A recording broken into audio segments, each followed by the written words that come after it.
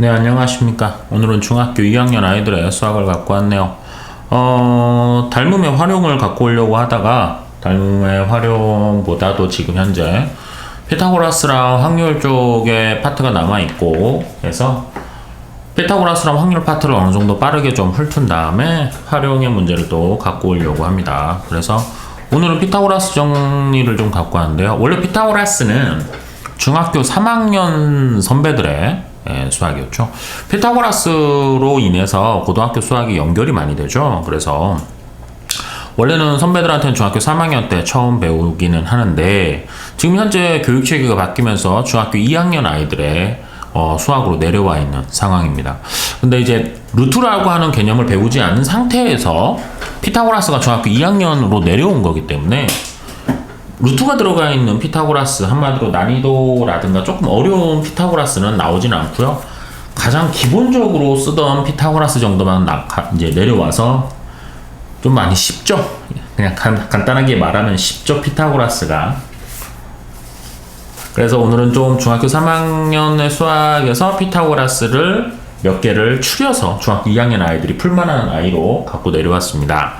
자, 중학교 3학년 피타고라스입니다. 피타고라스 정리의 의미는 직각삼각형이죠. 자, 길이 구할표 x는 13 뭐 이렇게 바로 구할 수 있죠. 여러분들한테 짝꿍으로 뭐 3, 4, 5 뭐 이런 식으로 뭐 6, 8, 10 뭐 이런 식으로 짝꿍을 형성하는 그 피타고라스의 짝꿍이 있죠. 뭐 책에도 나오지만 5, 12, 13 이렇게 짝꿍을 이루죠. 따라서 x는 13이죠.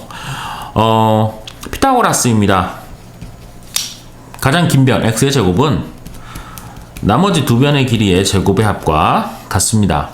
따라서 x제곱은 5, 25, 12의 제곱은 144, 따라서 x제곱은 169, 몇의 제곱이 169죠? x는 바로 13. 이렇게 되죠. 중학교 3학년의 강의에서 피타고라스를 하실 땐 제곱을 치면 반대쪽에 플러스 마이너스 루트가 붙습니다.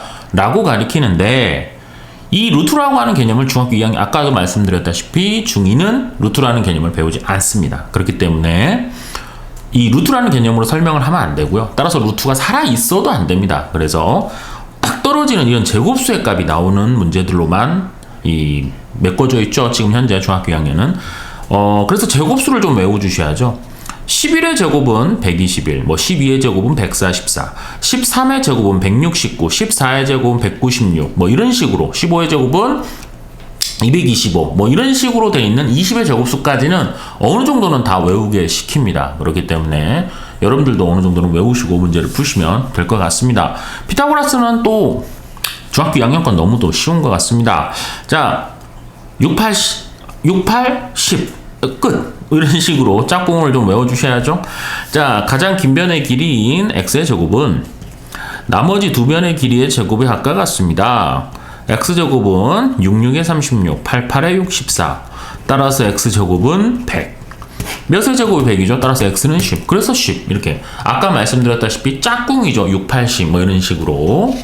그래서 여러분들한테 이 피타고라스 파트가 너무 쉽게 내려와서 좀 그냥 너무 쉽게 내려왔다 라고 생각을 하시면 될 것 같습니다.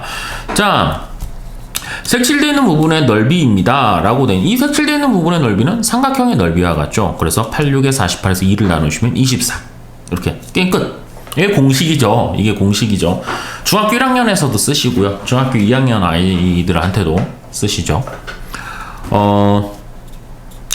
원칙적으로는 여기에 밑에 이제 원이 반원이 하나가 더 있죠. 그게 중학교 3학년 건데 색칠한 부분의 넓이를 구하세요 라고 돼 있네요. 한번 계산해 볼까요? 여기 있는 반원에서 여기 있는 반원을 더하시고 삼각형을 더해 주시고 거기에다가 이 반원의 넓이를 빼시면 됩니다. 그럼 색칠한 부분의 넓이를 잡아내실 수가 있겠죠. 그러시면 이렇게 돼 있는 반원, 이렇게 돼 있는 반원을 더하고 또 이렇게 돼 있는 삼각형의 넓이를 더하시고 여기에서 이렇게 돼 있는 누워있는 선생님이 조금 끝부분을 이렇게 누워있는 이 반원의 넓이를 빼겠습니다. 그러시면 색칠한 부분의 넓이가 나오게 되죠. 한번 해보죠. 자, 방금 2번에서 했었죠. 6, 8 한마디로 여기는 10입니다. 10 피타고라스. 자, 한번 해볼게요. 여기 있는 반원. 원의 넓이는 당연히 파이 r 제곱입니다. 대신 반원이니까 2분의 1을 붙이셔야 되겠죠. 자, 지름이 6이니까 반지름은 3. 파이 r 제곱이니까 9파이. 대신 반원이니까 2분의 1.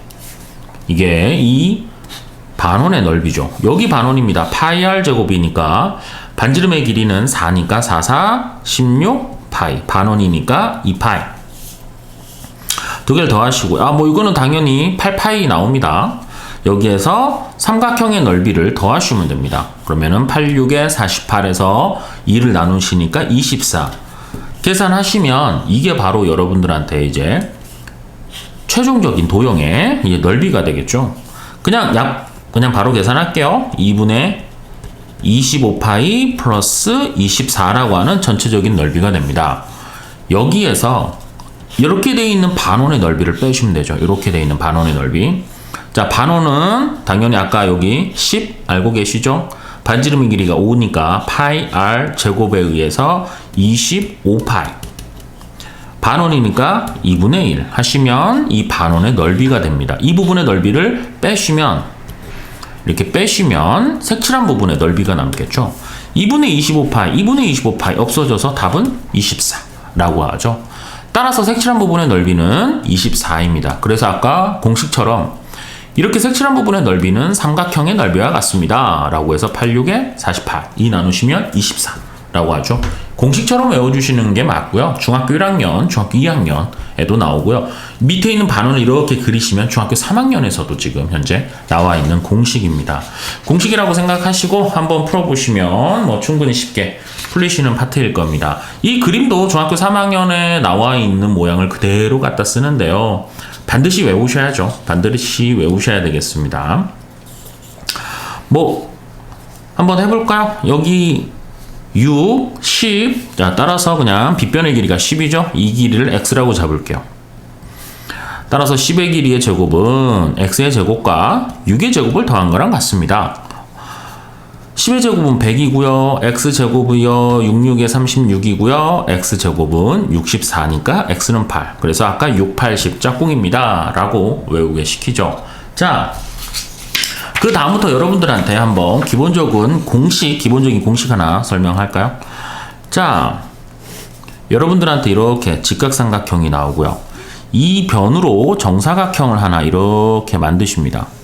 또 이쪽도 이 변의 길이로 정사각형을 하나 만드시고 밑에 길이로 정사각형을 하나 이렇게 만드시죠. 그러시면 선생님이 이쪽 그림을 대충 그렸지만 자, 한번 볼까요? 이 삼각형은 정사각형의 절반이죠. 이 삼각형은 또 이 삼각형과 넓이가 같습니다. 이유가 뭐냐면 이 길이와 이 길이가 평행하죠. 이렇게 평행하죠. 그러시면 지금 이 삼각형인데 이 삼각형은